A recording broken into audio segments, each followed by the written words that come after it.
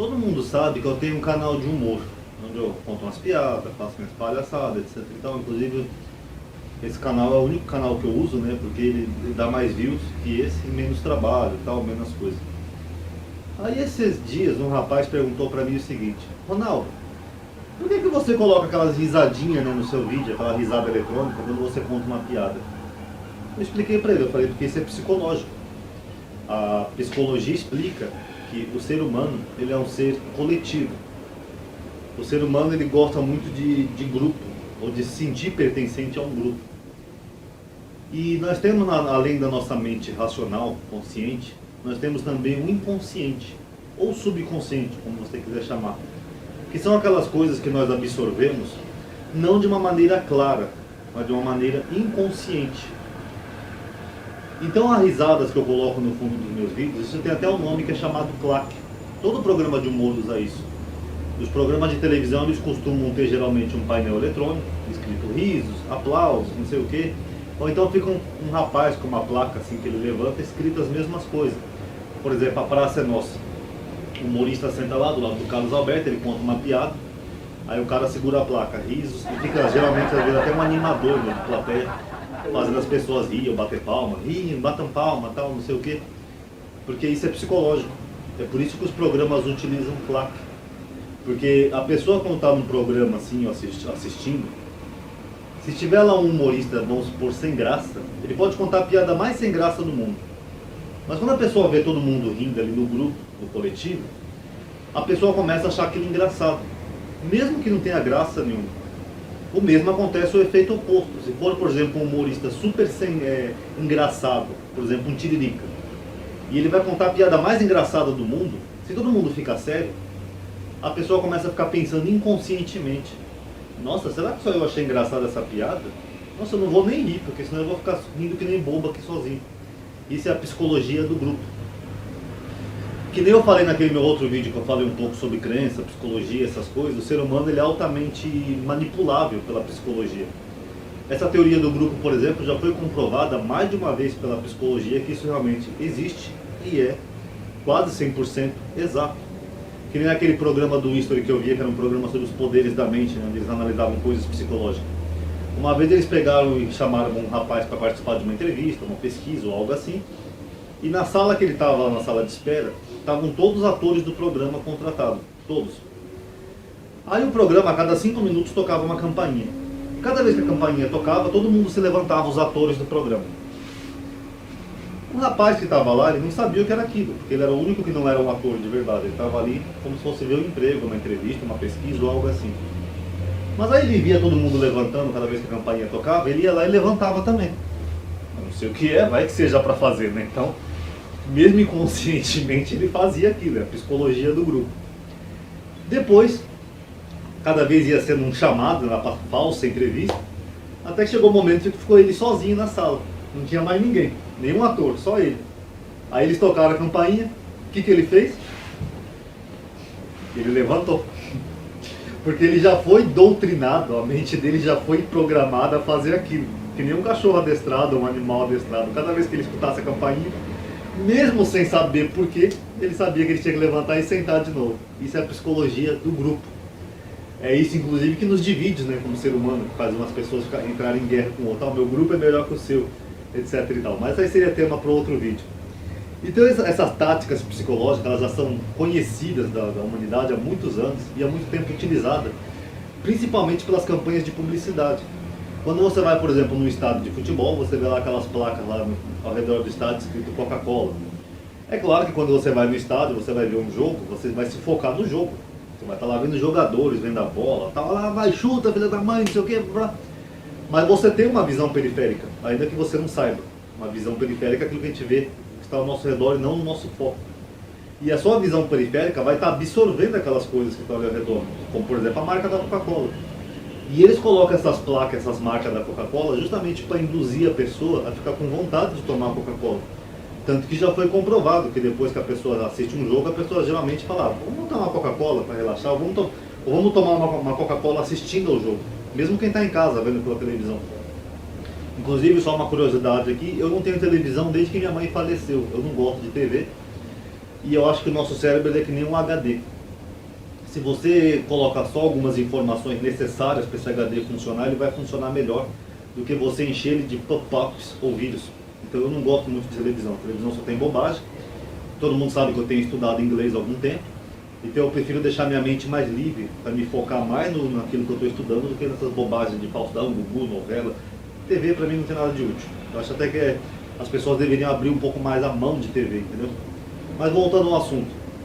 As marcas publicitárias utilizam todas essas táticas psicológicas que envolvem o seu inconsciente, a sua mente inconsciente, aquilo que você não se foca, mas que você absorve mesmo inconscientemente. Como por exemplo, todo mundo sabe que se você vê alguém fazendo xixi ou escutar, você fica com vontade de fazer xixi. Tem até todo mundo conhece aquela expressão assim, quando alguém não consegue mijar, ele fala assim, abre uma torneira. Porque só de você ouvir o barulho da água correndo pela torneira, você já fica com vontade de fazer xixi. Isso é o seu inconsciente, é a sua mente inconsciente. Porque o ser humano ele tem essa tendência a querer seguir o grupo, ou seguir o que está acontecendo. É que nem um boi que segue uma manada. Ou aquela expressão que a gente usa no Brasil, seguir uma onda. O mesmo vale para sede, por exemplo. Se você vê alguém bebendo água, você naturalmente fica com sede. Isso é psicológico. É por isso que campanhas de refrigerante ou propaganda, geralmente, bebida, cerveja, essas coisas, eles mostram um lugar desértico, uma praia, um lugar cheio de sol, aquele sol ardente. Aí vai lá o modelo ou a modelo lá com os olhos já até fechadinho de calor, bebendo um refrigerante gelado, uma cerveja. Ai, que calor danado, eu vou tomar essa cerveja gelada ou essa Sprite que vai matar a minha sede. Isso são táticas psicológicas. Ou quando é cerveja, geralmente eles mostram as pessoas no batuque, numa rodinha de samba, alguma coisa assim, para dar a entender, tá vendo? O cérebro da pessoa vai associar alegria, vida social, prazer, com o prazer de beber. É claro que não tem nada a ver uma coisa com a outra, mas inconscientemente a pessoa vai associar aquilo. Isso tudo são táticas psicológicas. E o que tem isso a ver com religião, meu canal de teologia e religião? Na verdade tem muito a ver. A maioria das igrejas, ou dos rituais religiosos, e eu não estou falando só dos cristãos, mas no geral, elas usam táticas psicológicas. Quer voluntariamente, quer involuntariamente, elas utilizam. Algumas são bem explícitas, como por exemplo o Valdomiro Santiago. Quando o Valdomiro vai na televisão chorar, pedir dinheiro, o cara tem uma fazenda de 30 milhões de dólares, mas ele ainda vai chorar para pedir dinheiro, senão a obra de Deus vai parar. Nossa, que Deus é esse que não consegue fazer uma obra sem precisar do dinheiro das suas criaturas, né? Mas tudo bem. Você pode observar que quando ele está pedindo dinheiro chorando na televisão, você não vai ouvir uma música alegre. Não. Geralmente você vai ouvir uma música triste, um tecladinho ou um órgão de fundo. E essa música geralmente é em acorde menor, porque também é psicológico. Os acordes maiores são para cima, né, up, e os acordes menores são down. Por isso que é raro você ver música que começa em acordes menores, não sei, músicas tristes, músicas fúnebres, etc. E tem mais ou menos isso, quando ele vai pedir dinheiro, ele coloca lá de fundo uma música bem triste. Porque mesmo que você está ali focado racionalmente naquilo que ele está falando, inconscientemente, a sua visão periférica, ela vai estar focada nessa música. Isso já vai quebrar a sua defesa, ou a sua linha lógica racional. Você já vai ficar mais suscetível a absorver aquela mensagem que ele quer passar para você, no caso, triste. Que nem eu falei dos clacos, das risadas, também acontece o oposto. Por exemplo, você pode ver uma obra como uma novela, por exemplo. As partes cômicas da novela, eles colocam músicas alegres, animadas, agitadas. Nas partes românticas, músicas românticas, e nas partes mais sentimentais, aquelas musiquinhas down, tristes, que é para poder fazer a pessoa que está assistindo absorver de uma forma melhor tudo aquilo, mesmo que seja inconscientemente. Muitos rituais religiosos, eles começam geralmente com uma música, um órgão, um teclado, um louvor, sempre em acorde menor, que é justamente para quebrar essa linha defensória da pessoa, para tornar a pessoa mais suscetível àquilo que está acontecendo no culto religioso. Outros exemplos que eu posso citar, além desse do pedir dinheiro também, é a questão do falar em línguas, né, que é uma coisa que as igrejas neopentecostais usam muito. Ah, xalabalã, blá blá blá blá. Não sei de onde é que eles tiraram que isso é língua de anjos, mas tudo bem. Isso de falar em línguas envolve essa psicologia que eu falei para você. A pessoa está lá na igreja, vê aquela manifestação toda, acredita que ali está sendo manifestado o Espírito Santo, aí ele olha, está todo mundo falando em língua. Ele olha para a direita, está o cara ali, ah, xalabalã, blá blá blá. Ele olha para a esquerda, está o outro lá no xalabalã danado. Ele fala, nossa, será que eu não conseguiria falar em línguas também? Aí o inconsciente dele começa a produzir essas línguas. Ainda que não sejam línguas lógicas, racionais, não tem sentido algum, é só um efeito, um transe psicológico, mas a pessoa começa a acreditar que está falando língua de anjo. Inclusive, para quem não sabe, o nome disso é glossalia. A psicologia já explicou isso, e a psicologia já conhece esse fenômeno muito antes das igrejas evangélicas. Esse fenômeno é conhecido desde a Grécia Antiga. Tinha um oráculo lá de Atenas, onde aquelas sacerdotisas, elas supostamente se comunicavam com os deuses gregos. Elas faziam esse mesmo fenômeno. Elas entravam num transe lá psicológico e começavam a falar, é o oráculo de Delfos, se não estou enganado. Elas começavam a falar, que segundo elas, era chamado da língua dos deuses. Não era língua nenhuma, não é uma língua nem legível, ou audível sequer, não tem sentido algum. Era apenas um efeito psicológico. Inclusive essa palavra glossalia vem dos gregos, porque é um fenômeno mais antigo que posição de cagar isso daí, para quem não sabe. Outros efeitos que a gente nota, por exemplo, nas igrejas, também é a questão de manifestação de demônios. Quando eu falo, por exemplo, de demônios, satanás, essas coisas, todas as pessoas me falam, Ronaldo, mas na minha igreja tem diabo, tem satanás. Se você for num culto, você vai ver lá todo mundo manifestado. Eu sei que isso já aconteceu comigo. Uma vez, quando eu ia na Universal, há muitos anos atrás, eu era cético, e um pastor, uma vez, ele falou para mim, olha, a próxima vez que houver uma manifestação aqui, eu vou te chamar aqui no palco e você vai conversar com o demônio. Aí você vai ver se esse demônio é de verdade ou não. Eu falei, tudo bem. Chegando lá, a pessoa se manifestou, algumas pessoas lá no palco. Eu já fui preparado, eu tinha decorado algumas frases em hebraico. A primeira coisa que eu falei, Miatá, Atá Medaveibet, os demônios não souberam responder. Porque a primeira coisa que eu acho engraçada é isso, né? Como é que são demônios que supostamente tentaram Jesus no deserto, são demônios bíblicos, e eles não sabem as línguas bíblicas, não sabem aramaico e não sabem hebraico, que era a língua que Jesus falava, e nem o grego. Quer dizer, eles tentaram Jesus como? Foi usando o Google Tradutor? Espera aí, Jesus, transforma essas pedras em pão. Ataca, Deus, isso não existe. Foi na língua dos sinais que eles tentaram Jesus? Não. Isso não teria como. Ah, mas os demônios vão se adaptando e mudando, eles falam português. O português é uma língua considerada moderna se comparada à humanidade. Porque depois dos romanos, o latim foi se espalhando pela Europa, os gregos também levaram o grego para algumas regiões da Europa, depois se misturaram com as línguas tribais que havia. Aí foi surgindo o italiano, o espanhol, o alemão, as línguas anglo-saxônicas, até chegar no espanhol. Para do espanhol chegar na pontinha da Península Ibérica surgiu o português. Mas o português não é uma língua antiga. Será que Jesus falava português? Então fica meio estranho isso daí. Depois eu perguntei para esses supostos demônios, por que eles não pegavam, por exemplo, o presidente dos Estados Unidos? Por que pegando aquelas pessoas humildes ali de um bairro pobre? Por que não pega o presidente dos Estados Unidos e o presidente da Rússia, por exemplo? Joga um contra o outro, faz eles fazerem uma guerra nuclear, vocês vão matar bilhões de pessoas no planeta. Não obtive resposta. Aí eu falei, em português mesmo, eu vou perguntar então para vocês o seguinte, perguntando para os demônios. Eu nunca vi um ateu possuído por demônio. Também nunca vi judeu. Todo mundo sabe que eu tenho uma origem um pouco judaica, eu já convivi muito com judeus. Eu nunca vi judeu possuído por demônio.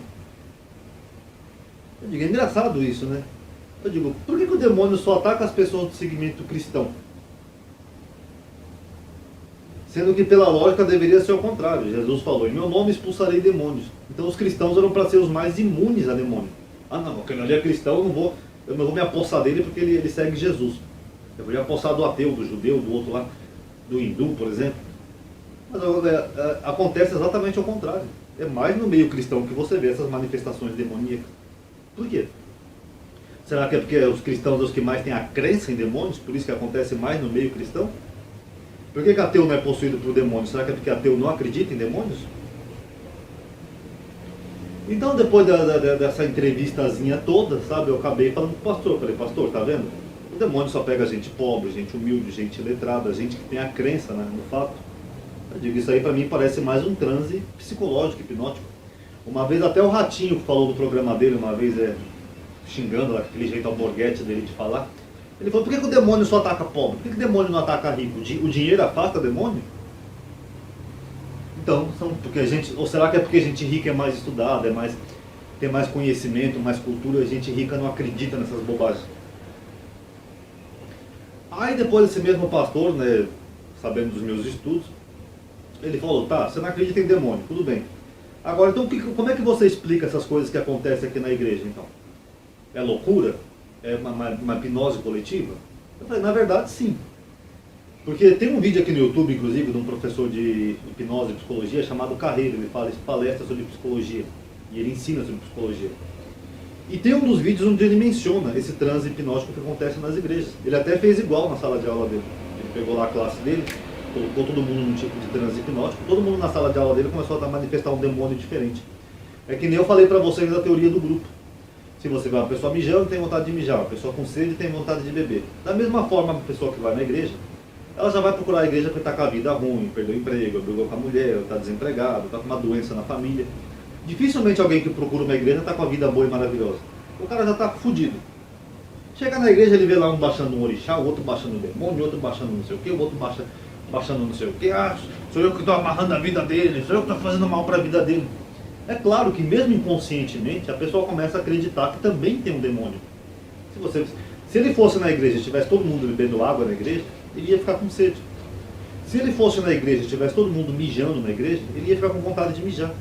Mas ele vai na igreja, vê todo mundo recebendo demônios, espíritos, até demônios que não existem, como Lúcifer. Até eu falei, tem até estátua de Lúcifer lá em Roma. Ele também começa a achar que ele tem um Lúcifer na vida dele, que está amarrando a vida dele. É claro que ele não tem nada. É claro que os problemas da vida, todo mundo tem problemas, é uma série de fatores. Desde preparo, sorte, oportunidade, uma série de fatores. Mas aí ele vê aquilo e ele começa a achar que são essas coisas que estão amarrando a vida dele. Ah, Ronaldo, mas a mente não conseguiria produzir transes ou coisas tão assim precisas, assim, eu digo, conseguiria sim. Eu vou contar mais um caso para vocês daqueles lá da psicologia que eu contei no outro vídeo. O Fantástico antigamente teve uma época, quando eu era novo, em que eles tinham o Padre Quevedo participando do programa. Era um quadro desmascarando farsas, o Padre Quevedo. Inclusive, para quem não sabe, o Padre Quevedo não é o primeiro a fazer isso. Um dos primeiros a fazer isso, desmascarar farsas, foi um mágico chamado Houdini. O Houdini era judeu, ele foi um grande ilusionista lá nos Estados Unidos, apesar de ser de família russa, eu acho, ou do leste europeu, não me lembro.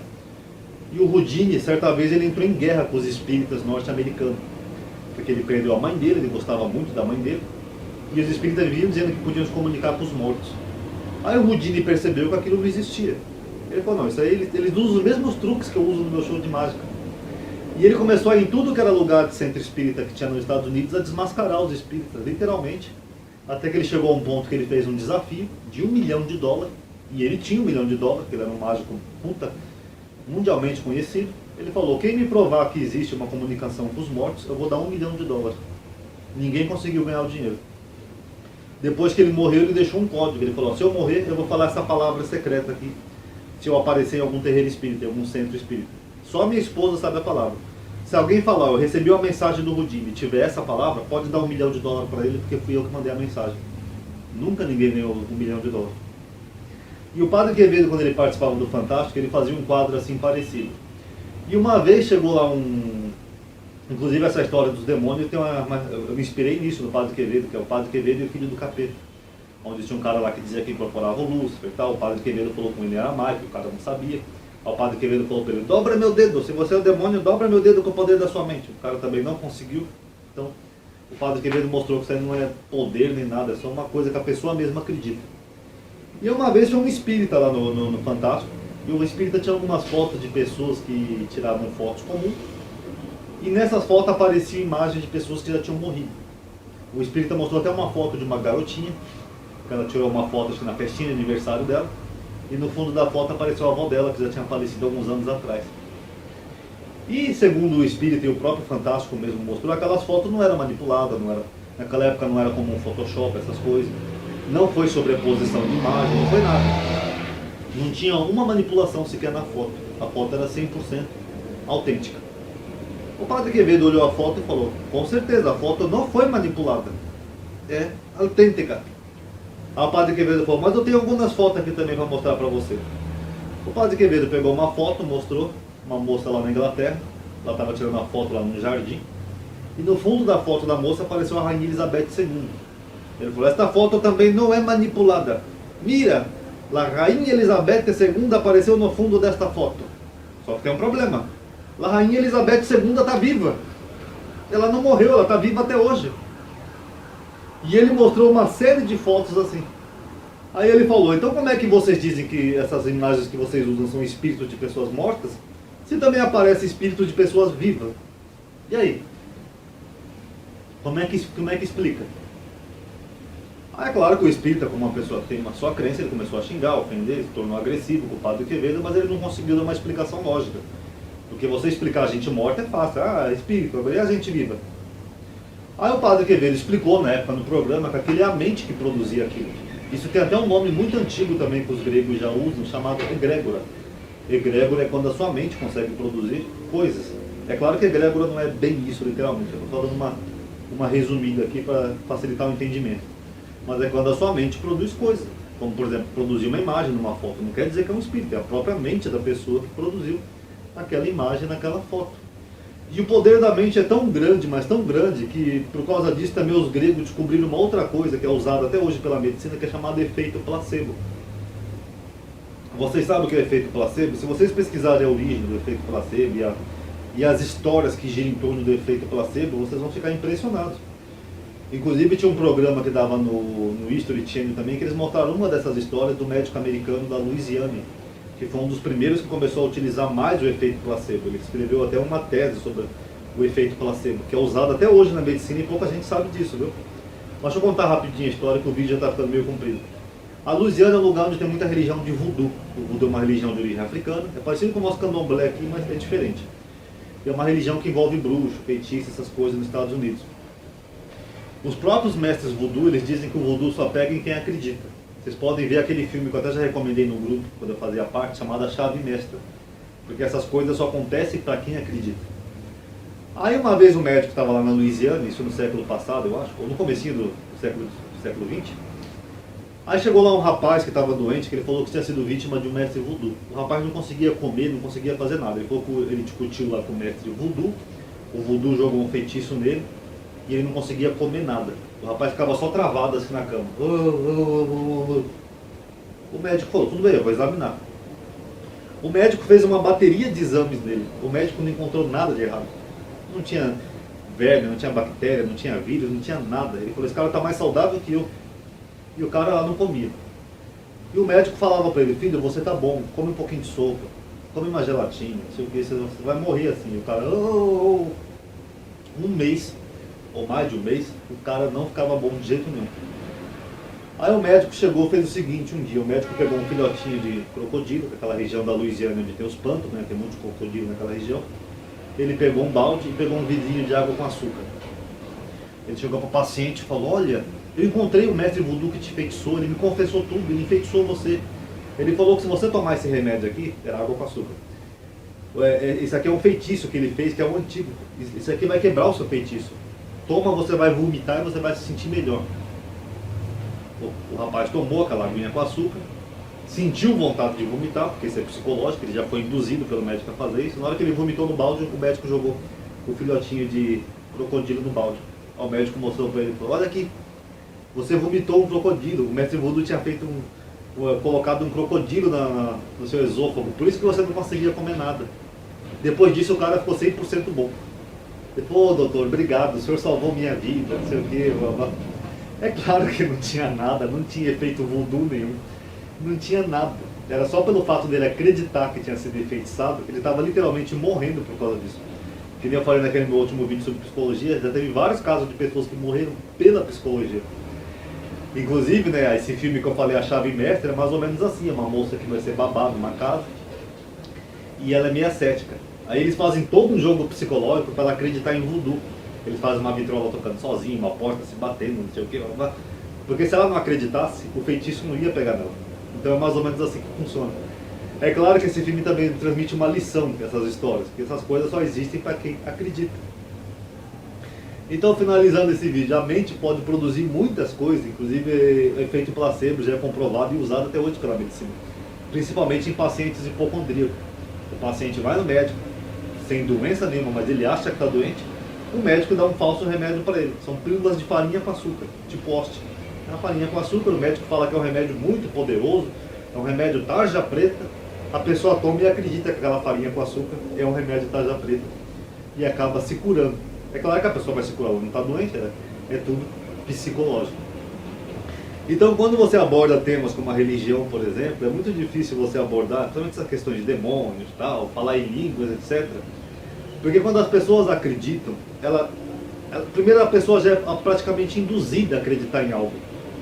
Ela é preparada, como eu falei, desde o tom do órgão, o tom de voz do pastor. Você notou que os pastores, por exemplo, da Igreja Universal, eles falam todos iguais, o Jay Macedo? Até a voz deles é literalmente parecida. Olha, irmãos, tem um demônio, então Jesus Cristo disse que você vai ser mais que vencedor. Até o tom de voz é parecido.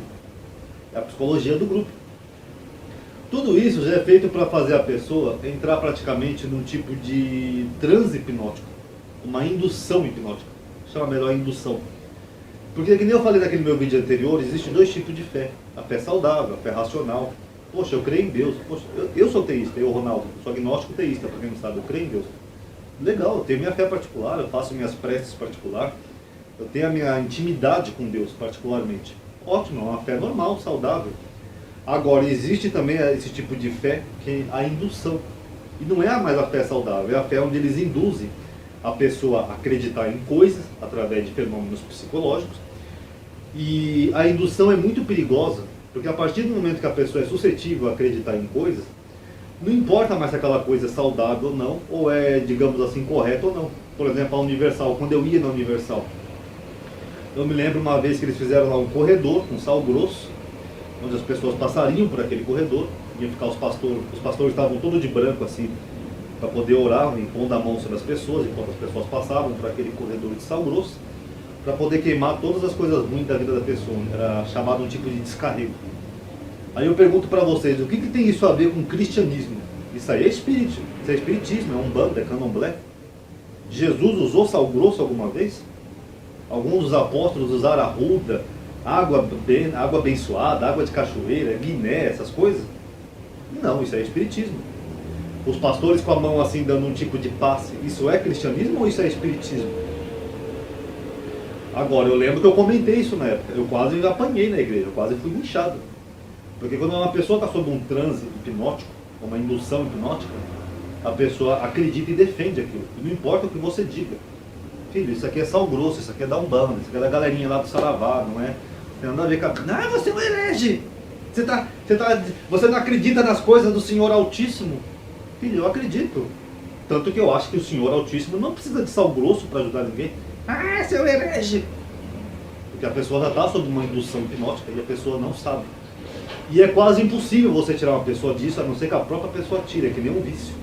Ninguém consegue se livrar de um vício, a não ser que a pessoa primeiro reconheça que tem um vício e lute contra esse vício, a própria pessoa. Isso vale para qualquer tipo de dependência e também vale para a indução hipnótica. Para finalizar esse vídeo, vocês já viram também o filme Matrix? Eu creio que sim. É um dos filmes mais inteligentes do cinema. O filme Matrix, eles mostram isso de uma forma subliminar. É uma história genial, inclusive. Eles mostram que o mundo que a gente vive, ele é praticamente um mundo psicológico. É um mundo que não é real. Até eles brincam numa cena do filme, o menino está entortando a colher. Aí o menino fala para ele assim, as colheres não existem. É tudo psicológico. Tudo isso aqui que você está vendo é só uma Matrix, é um programa de computador. Então, de uma forma análoga, o mundo que a gente vive é uma grande Matrix. E eu não estou falando agora só de religião, de tudo. O mundo político, o mundo social. É tudo uma grande Matrix. Essa teoria de grupos que eu falei, as pessoas se isolam, se separam em grupos. Ah, porque eu sou da igreja, ele não é da igreja, então eu vou discriminar aquela pessoa porque ela não é da igreja. A discriminação racial. Ah, porque eu sou branco e ele é negro, então eu não vou falar com aquela pessoa porque a pele dela é mais pigmentada que a minha. Ah, porque eu sou rico, eu sou de um status social maior, eu não vou falar com aquele Zé porque ele é pobre, ele não pertence à mesma casta social que eu. Tudo isso é psicológico. No fundo, todos nós somos seres biológicos, todos nós somos seres a mesma porcaria, e todos nós vamos para o mesmo lugar, a 7 palmos abaixo da terra. Mas desde pequeno, todos nós já somos induzidos a fatores psicológicos, quer políticos, quer gostos, quer futebol, quer religioso, quer segregacionista, não importa. Todos nós já somos praticamente induzidos a milhares de coisas que nós não percebemos. Então, boa parte do que a gente vive na nossa vida, no dia a dia, é meramente uma matrix. Tanto que tem uma parte do filme que é muito inteligente, que o Morfeu ele mostra as duas pílulas para ele, aí ele fala para ele assim, antes de você escolher, você tem que saber uma coisa. As pessoas são tão dependentes do sistema, elas são tão dependentes do sistema, que elas vão fazer de tudo para defendê-lo. É mais ou menos que nessa história da igreja que eu contei para vocês. Se você chegar numa igreja em algum lugar e você fala, olha, Você está sendo enganado. Isso aí eles estão misturando umbanda com candomblé, com espiritismo, com cristianismo, estão fazendo esse saravá todo aí, pedindo dinheiro para enriquecer pastor. Isso aí tudo é uma corrupção. Olha, o seu pastor inclusive é estrupador, ele faz orgia, não sei o quê. Sabe o que vai acontecer? As pessoas vão expulsar você, porque elas são tão dependentes dessa matrix do sistema que elas não conseguem viver fora da realidade. O último exemplo que eu posso dar para vocês é a televisão.